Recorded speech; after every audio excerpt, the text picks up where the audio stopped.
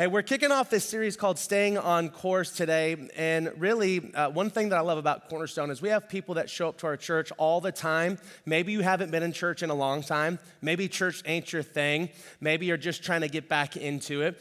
And hey, this is a place for you where you can learn about God wherever you're at. You're going to find love and acceptance here that as God begins to work in your life.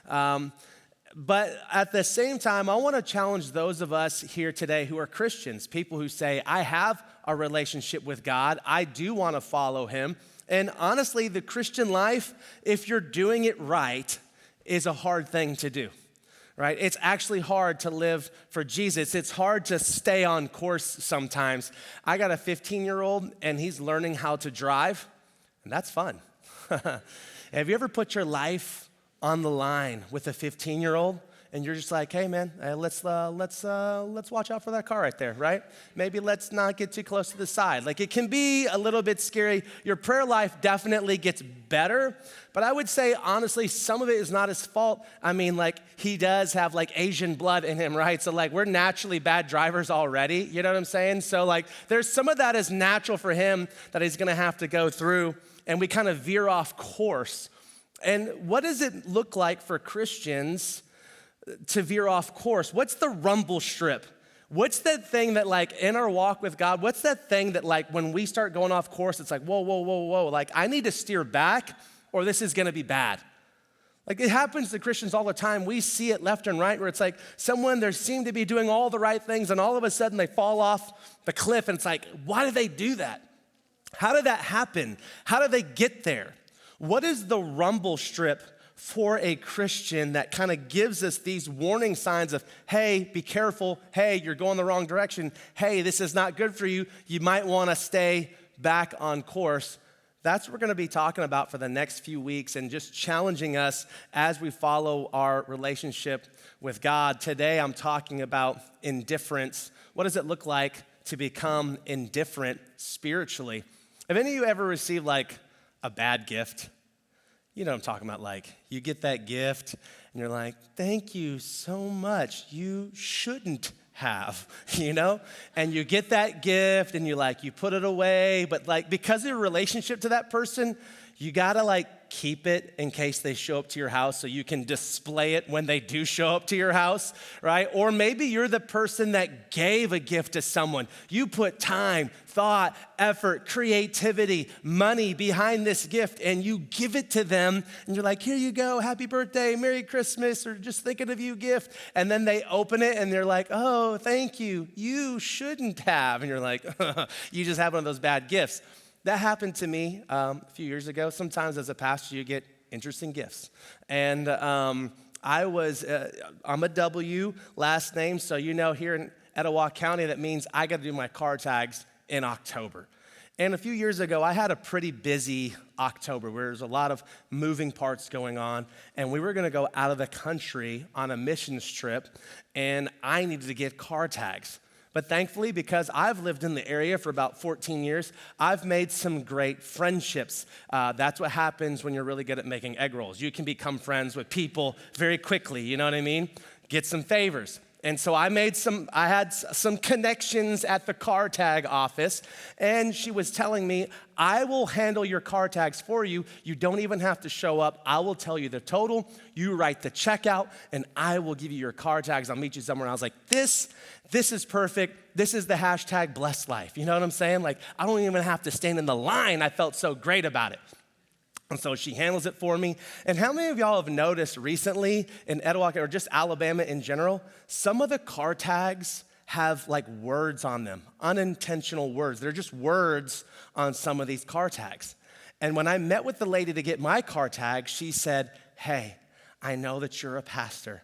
And she said, and I went through all of our card tags to find the perfect one for you. And she said, and I know that in your relationship with Christ, you want to abide with him. And so she gave me a card tag that said abide with a Y. I have it right here. Abide. There's nothing that says like I'm an old Christian Meemaw with the word abide. You know what I'm saying? Like, I drove around with this Abide tag for a couple of years, and every time I get out of the car, they're like, Mima, what is it? Did he take that person's? It was so embarrassing. Like, I'm a Christian, I don't want Abide on my car. You know what I'm saying? Because there's just those times Asian drivers were just not very good at it, right? And I don't want people knowing. And I drove around with it for a couple of years, and then when it was time to change car tags, I made sure she wasn't working, and I got a new car tag now, because that was not a gift that I wanted. Sometimes that happens. We just are indifferent towards things, and that's what we're going to talk about today. Every Christian's going to struggle in their life, and as a matter of fact, in the book of Revelation, and I know Revelation is crazy. There's a lot that's going on into it.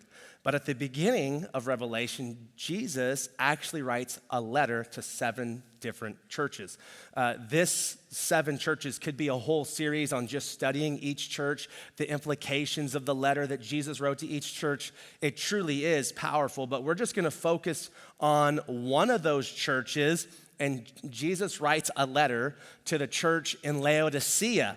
Now, Laodicea is very similar to us. We'll be able to relate to it a lot, but Laodicea was a beautiful city, and it was destroyed by an earthquake. But after it was destroyed by an earthquake, they rebuilt it very quickly because they had a lot of money. And so Laodicea would be like modern day Las Vegas, a modern day Dubai, all right? Like, people loved being there. They had everything. They had stadiums and theaters and public baths, and they had, just these adequate shopping centers. And the only problem Laodicea had was water. Like, you need water to be able to do certain things in life. So they had some partner cities that they contracted with to be able to bring water into their town. And there was one of the towns they had a contract with was this town of Colossae. You might have heard it. Paul wrote a letter to the book of Colossians. There's those Colossians. And in Colossae, they had just this amazing, like, mountain spring water. You know what I mean? Like, this is like that Fuji water. You know what I'm saying? Like, they had that good water. And so they built these aqueducts all the way to Laodicea. Then they had another contract with another city called Hierapolis. Some of you are like, that sounds like a DC comic city, right? Hierapolis was a town, and they were known for their hot springs. I have a lot of family in Montana, and they're like natural hot springs everywhere. It's just truly amazing, some of these hot springs. Or if you've ever been to like Yellowstone, you've seen these hot springs. And so they would pipe in this hot water all the way from Hierapolis to Laodicea. The problem was when the water got to Laodicea, it was just like lukewarm. It's kind of gross. So that's where we're going to be in Revelation chapter 3. It'll be in verse 15 is where we'll start. Jesus says this, I know all the things you do. That can be kind of scary, right? Like, Jesus knows everything that we do, whether we talk about it or don't talk about it, things people see or don't see. He knows all the things that we do. And Jesus says this, that I know all the things that you're not hot nor cold. I wish that you were one or the other. But since you are lukewarm water, neither hot nor cold, I will spit you out of my mouth. And that word, like, spit you out of his mouth, it's literally like this idea of, like, Jesus says, like, it literally makes me want to vomit. He's like, it literally disgusts me when you are not a person who's living their life for God, who says they live their life for God. It's like cold water is amazing. Like, we live in Alabama. It gets pretty hot in the summer, and there's nothing like that cold water, right? Like, whether it's something you're drinking, you want to jump into some water or whatever. You know, we do the Barbarian Challenge, and it's like when we get to the part where you get to swim underneath the falls, it is just like, thank you, I need this. This is amazing. And then there's like nothing like having like a hot shower or whatever. It's like hot bath or whatever. You just want that warm water. There's something just soothing about it. But Jesus says this water, it's lukewarm. It's putrid. It's kind of putrid. It's disgusting. He says it literally makes me want to vomit. Spiritual indifference causes Jesus to be nauseous. That's this idea of like, maybe you attend church, you do Christian stuff, but you're really not living for God. And this is really what we're going to talk about today. And this might be tough for some of us to hear some of these things, but it's a good gut check in regards to where are we at in our relationship with God. How do you know if you're becoming spiritually indifferent? How do we know when we're starting to hit those lines of like, hey, I'm on this rumble strip and I'm going the wrong direction? The first thought is this feeling of being self-sufficient. It's this feeling of being self-sufficient. Right there in verse 17, it says this. So Jesus says, you say, I am rich. I have everything I want. I don't need a thing. And you don't realize that you are wretched and miserable and poor and blind and naked. See, we can relate to the Laodiceans because in America, we kind of have everything that we want or need. And we get this way, it's like, why do I actually need God? Do I actually even need God? Everything in your life is going well. You have the house that you want to live in. Maybe you're in the neighborhood you want to be in. You're driving the car that you want to drive. You have the job that you've always wanted. You're getting the promotions the way that you're looking for. You have anything that you want and need. You're married to the person you want to be married to. You have the kids that you want to have. You have all of the material stuff in your life. You kind of have it all. And yet Jesus says something's missing. You can be spiritually poor, spiritually blind, spiritually naked. Your life can be full of stuff, but yet you're spiritually bankrupt. Now, I want you to hear this. Just because you have nice things in life doesn't mean you're unspiritual. But what it does mean is some of us have those things in our life, and it means more to us than our relationship with God. We're just self-sufficient. The second idea is this. You become spiritually indifferent because you're distracted by this world. You're distracted by the things in this life. It's taking away from our life. As a matter of fact, in Mark, Jesus said it this way. He says, but all too quickly, the message is crowded out by the worries of this life, the lure of wealth, the desire of other things, so no fruit is produced. This is Jesus giving the parable of the sower, and he's talking about spreading the message of the good news and how it lands on different kinds of soils. And really what he's saying is there are some of us that we receive the word, but the busyness of life crowds out the message of Jesus, and it's all distractions. We say, some of us, and we say it like Jesus is important, and I get it. Like, we're here today at church, right? So back, if you remember, if this was you, back in the day, Sunday school, you got the gold star for the day. You're one step closer to getting the treasure chest. And in the treasure chest, you get to have that candy, right? All of us are here today. But let's just take that one step back and say, okay, is Jesus the most important thing to us? We say it, but is he actually that in our lives? What doesn't it show? Because some of us are saying, I show up to church and I've been baptized and, and I serve sometimes and I give when it's convenient for me and I do all these different things, but some of you may not realize that you're actually lukewarm. You feel like you're good, but the reality is you're probably not all in. So I want to give us some indicators. How do I know? As a Christian, wouldn't you want to, I think for me, I think about it. How do I know when I'm hitting the rumble strip of, hey, I'm becoming indifferent? I'm just playing the church game. And I don't know about you, we live in Alabama, you right? I don't want to play the church game where I feel like everything's good.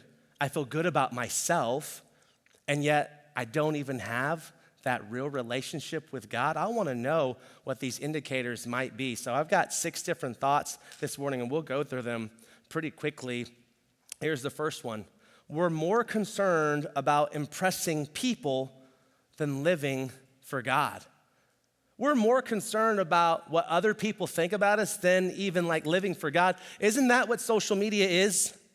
Look at my life. Aren't you jealous of what I have? Aren't you jealous of what I'm doing? Aren't you jealous of where I've been? Aren't you jealous of the things? And we don't say it, but we kind of feel it. And we do it all the time. We're just more concerned about impressing people. And again, that doesn't mean you can't go somewhere cool and you can't post about it, all right? I'm not saying hey, you go on this amazing vacation. You can't post any pictures online. But what I'm saying is some of us, We really just care about impressing other people. And what I would challenge you is you can't live a life full of God when you're more concerned about other people. Because at the end of it all, one day, it's only going to matter our relationship to God. And just it. It's not going to be comparing ourselves to other people. So some of us were more concerned about that. The second thought is this. We're obsessed with just life on earth rather than eternity. We're obsessed with life on earth rather than eternity. And I think like this is America, right? It's all about living right now. It's all about the stuff we have right now. It's all about our life right now. We're just enjoying life. And yet we forget that this world is not our home. Like as Christians, like we're literally like, this is not where we're gonna spend eternity. And yet some people think that this is all there is to life, is just this life. And we talk about live this life, just live your life. And I get it, like Jesus even said, hey, I want you to have life and live it to the fullest. Jesus wants you to enjoy this life, but at the same time, this world is not the only life there's going to be. There is an eternity. I'm at this age of my life right now, I'm 41, where some of the people that I care about in my life, some of like those relatives I have in my life, I'm at the age now where some of them are like gonna start passing away. That's where they're at in life. And it's kind of weird to think about because I think about like, man, what, like they're gonna be gone. And so I think about like eternity in regards of like, hey, this is truly like just temporary. So I think about like my kids, like that next generation, that legacy type stuff of like, what am I doing that shows that this life is not the most important thing to me? Because like if my kids get from me that this world is more important than the world to come, then I failed them as a parent because I want to point them towards something better. This world is just temporary, and then we will spend eternity somewhere. This brings us to our third thought, that sometimes when we struggle with indifference, we start to justify our behaviors and we truly don't fear God. A lot of us, we just downplay what we do, right? Like we do something wrong, we're like, you know what? It wasn't really that bad. Hey, I've seen so-and-so, and my life is way better than them. So like, if I do this, it's not a big deal. And we begin to justify our actions and our behaviors, and we can do things. We're like, you know what? Only God's gonna judge me anyways. So it doesn't really matter what I do. When the reality is it does matter what I do. And at the same time, like some of us, you know, maybe that's is what pushed you away from church because you heard like a pastor telling God judges you, he's mad at this, he hates this, he hates that. But at the same time, there is like a healthy fear of understanding who God is and that we're gonna be held accountable to him one day. We'll stand before him and it's like, what have we done with our life? And yet so often we try to justify our actions as, well, it's not that bad. I mean, it's okay. It was just this one time or whatever the case might be. The fourth thought is this. We believe in Jesus, but we rarely share our faith. One of the things that I love about our church is that we've like literally like designed it, we've created, we've tried to make a place where anyone can show up no matter where they're at in life.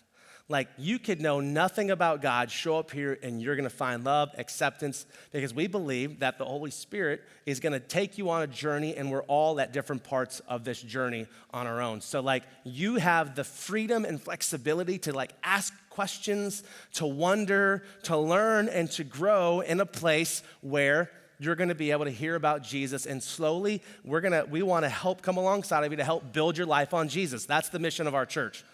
And so you have that, but at the same time, we make it to where like it should be really easy to invite like your friend to church. You ever like, some of us might have been a part of a church, you ever like invite your friend to a church and they show up and you're like, no, not on this day. Like your friend shows up and like there's that sister so-and-so, she's singing on stage. You're like, no, I thought you sang last week, not this week. And you're like embarrassed that your friend is there, or like your church does some like weird thing. You're like, I'm so sorry. Like you're making like excuses. You're like, I don't know why this happened. The pastor never marries anyone after a service before. I don't know why he did that, right? Like there's something like that. You're just like, oh, I'm so sorry. I didn't know that this was gonna happen, right? We try to make this a place where it's easy to invite your friends. But at the same time, a lot of us aren't really talking about Jesus. If we believe that one day we're going to spend eternity with Jesus in heaven, then I also need to help you understand this, that there is a real heaven and there is a real hell. And here's the sad reality. Not everyone gets to go to heaven. Well, God's so loving. He wouldn't just send people to hell. You're right. God loves us so much that he gave his only son, that if you believe in Jesus, you can have life. But just being a human being, it separates us from God. There is a real place called hell.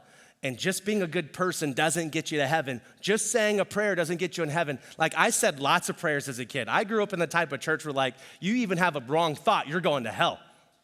If you don't wear suits, read King James Version of the Bible, you're going to hell. That's how I grew up. And I was like, I definitely don't want to go to hell. Like, this is a place I definitely don't want to go. And I pray and just say this prayer. And you know what? My life was never different, because all I cared about was like Monopoly, like the get out of hell free card. I wanted that, but I didn't care about Jesus.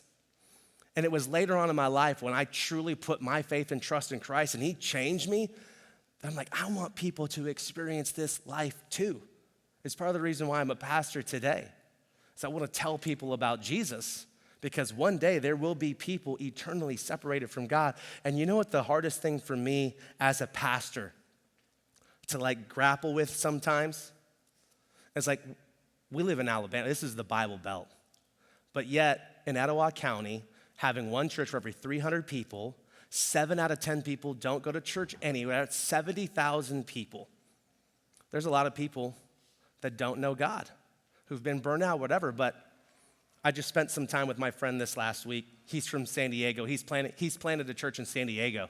And it's easy to be like, yeah, in California, those people need Jesus for sure.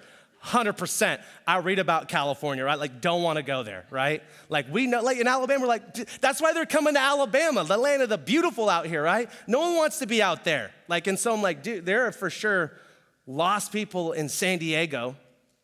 It's like, they just know it too, right? One of the scariest things for me as a pastor is knowing that in a place like Alabama, where people have heard about Jesus, loves you, and all this stuff their entire life, they can quote scriptures. The scariest thing for me knowing is that, are there people in my church who attend Cornerstone, who serve, who do all these things, who give, and they do all this stuff, they show up, they're faithful, but their hearts truly don't belong to God? That's the scariest thought for me, is to know that there might be some of you here who have blindly just followed thinking that you're good, but there's something in your life that shows that it's not. And if eternity is real, and heaven is real, and hell is real, why aren't we telling more people about it? Here's this next thought. We only turn to God when we need him. Now, let me just say this. We should go to God when we need him. Like, we should go to God when you have a need. If you have a need in your life, cry out to God. Like that, like I do that. Like, I go to God when I need him. But some of us, we treat God like a spiritual ATM. We're just going to him because we want something, we need something. And then when God doesn't give us what we need, we get mad at him for not answering our prayer request the way we think he should have. But think about it, in any relationship, if you're only worried about what you get from that person, your relationship's not gonna be very good. Think about it, if you're married, if you only went to your spouse because you needed something from them, you're not gonna have a good relationship. In any relationship in life, what about your kids? What if like they never talk to you, they didn't care about you, they'd ignore you? The only time they went to was like, hey, I need $20 so I can go hang out with my friends. Well, after a while, that's not gonna fly, and we're gonna have some conversations, because we're gonna talk about, hey, I'm not just giving you all these wants and desires and things that you have. I care about you. I want this relationship with you, and I want you to grow in your life. Did you know, like, that's what's gonna happen? Like, God cares about us. And so that means he's not always gonna give us the thing we think that we want. He knows, but some of us are only going to God when we want something from him. Here's this last thought. We're not much different from the world. So if you were to remove God from your life, like, hey, you don't go to church, or you don't read your Bible, what does your life look like compared to the person that you know right now that's like, they're playing golf, they slept in, they're working on their house, they don't go to church? Think about that person right now. What's different between you and them? Hey, maybe some of you watch the same things they watch, you listen to the same things they do, talk the same way. Like if you were to take an honest assessment of your life, how does your life differentiate from people who don't even claim to have a relationship with God outside of just showing up to church? I think that one's difficult because this is not like legalistic, do these things and you are spiritual and you are holy, but we live differently because Jesus changed us. And so what I'm saying to you, it says Paul writes it this way, that when you give your life to Christ, you're a brand new creation. All that old stuff about your life, that's gone now. And now we start this journey of following Jesus. But then here's what happens. He writes this to the church in Rome. In Romans 12, he says this, but now we're transformed by the renewing of our minds. In other words, as we follow Jesus, our mind begins to change because we're growing in him. And so where I'm at in life should be different than where you're at in life, but I'm telling you, by the time I hit 50, it's getting a little easier to say, by the way, the closer I get to it. By the time I turn 50, I pray that I'm in a different place in my walk than I am right now. If I'm the same right now, 10 years from now, then I'm doing something wrong. I'm not doing the right things to nurture that relationship with Christ. And the same is true for you. All of us are on this journey where we're starting to follow Jesus. We're building our life on him, and that should begin to change. So if you were to take an honest assessment today, how do you relate to that list? Those are the rumble strips. You see, we don't get those in life. We don't see it because we would totally avoid that. But some of us are headed for destruction without even knowing it. And yet this is it's not the end all be all, but it's just 6 simple things that help us know, okay, maybe I've been struggling with indifference. I'm playing this church game.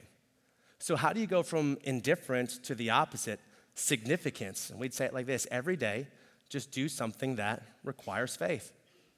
Every day you take that little step. Maybe it's just, you know what? I am gonna, my coworker, they said something to me yesterday and they're struggling. I am gonna tell them, about Jesus. I am going to invite them to church. I would just challenge, just take that little step of faith, whatever that is for you. What is that thing? You know what? I am going to start serving. I talk about all the time, but I am going to start serving. I want to be all in. I will start. You know what? I don't want to just give when I want to be faithful and honor God with my giving. Hey, you know what? I am going to do whatever this thing is. Because let me tell you something, when you start talking to people, and I get it, you're I don't know all the answers, I don't know this or that, or some people don't even believe in God, they don't believe in the Bible. Let me give you the one thing as a Christian that no one can deny. No one can deny it. They can deny God, they can deny the Bible, they can deny all this. So here's the one thing they can't deny: what God did in your life. Your experience, your life, the thing that you went through, no one can tell you that didn't happen because you're the one that lived it. And so when you're with someone, you start to tell them, hey, let me tell you something. I was married too, man, just like you, and I had kids, but I used to hit the bar just like you, bro. I used to go out there, I used to do all this stuff too. I used to not want to be at home, but let me tell you something, I met Jesus and he changed my life. And so now I live different, and let me tell you what God did in my marriage to save that. Let me tell you what God has done in my life, because man, he changed me. You're a mom and you have a kid, and listen, one thing I know about moms talk. And we got a little splash pad here in Gadsden, right? And it's about to get that time where that splash pad is rolling again. And maybe you're just there. You're at Nakalula Falls. Your kid's playing at the playground. And you're just there, and moms, you're just talking. And then she begins to open up the house. She's just hurting. She's searching. She doesn't know where to go. And you can begin to tell her, let me tell you what Jesus did in my life. Hey, I know you might have heard of churches, this and that, maybe, but let me tell you what he's done in my life, and it's changed everything. No one can tell you that what you went through didn't happen. You've experienced it for yourself, and it's our opportunity to build a life of faith, one tiny step at a time. Listen what happens as Jesus continues in verse 19. Jesus says this: I correct and discipline everyone I love.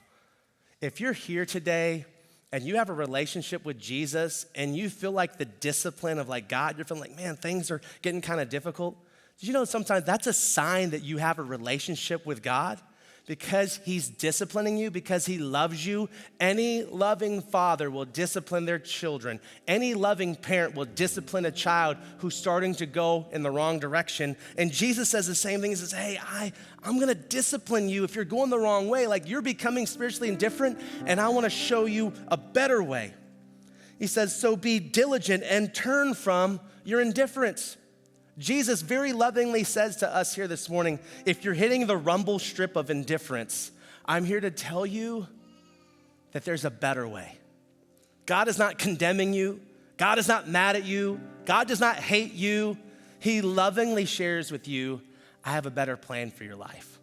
If what you're doing isn't working, it's because you're not doing it, building your life on me. Let me show you a better way. In his grace and mercy, we experience true life.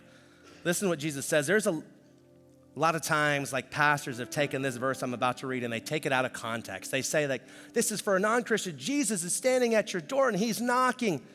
Jesus is talking to Christians. And listen to what he says. Look, I stand at the door and knock.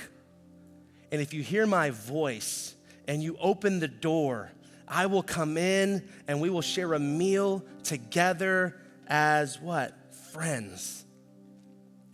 For those of us who are Christians, Jesus is standing at the heart's door of us this morning saying, hey, you've been straying and I love you too much to let you go that way. But at the same time, if you're gonna keep going that way, I will let you do that. But I want you to know that I'm right here. And if you would let me in, we will share a meal together as friends and I'm gonna show you a better way. He's knocking at our heart this morning. And he's telling us, you've been going this direction and I want something better for you. You've been staying off course. I want to get you back on course. Through love and mercy, I'm going to take you out of your comfort zone and I'm going to lead you to stiller waters, to greener pastures. I know that I'm leading you through the valley of the shadow of death, but you don't have to worry because I'm right there with you. Let me lead you where my mercy and my goodness will be with you all the days of your life. And every time you take a step in faith, your faith gets a little bit stronger. Maybe for some of you, you're like, you know what? I think I am gonna read the Bible, like really read it. And you get the YouVersion Bible app and you just start a Bible plan. That might just be that little step of faith for you. For some of you, your step of faith is just, I need to come back next week. Like I need to hear the rest of this series. And that could be a step of faith for you. Like I'm not gonna, like I know I made plans, but like I don't have to do those plans. I'm gonna come back. For some of you, it's, I'm gonna hop in a life group. Like I'm tired of playing. Hey, I'm gonna start serving. Like I'm tired of just showing up to church. I wanna be a part of something. Hey, I'm gonna start giving. Like I want to honor God with every part of my life. I am gonna invite that person to church next week. You take that one little step and you'll see God begin to grow you stronger and stronger, and slowly but surely you find you're turning from indifference towards significance. By Jesus' grace, he takes us and helps us stay on course. Let's pray together.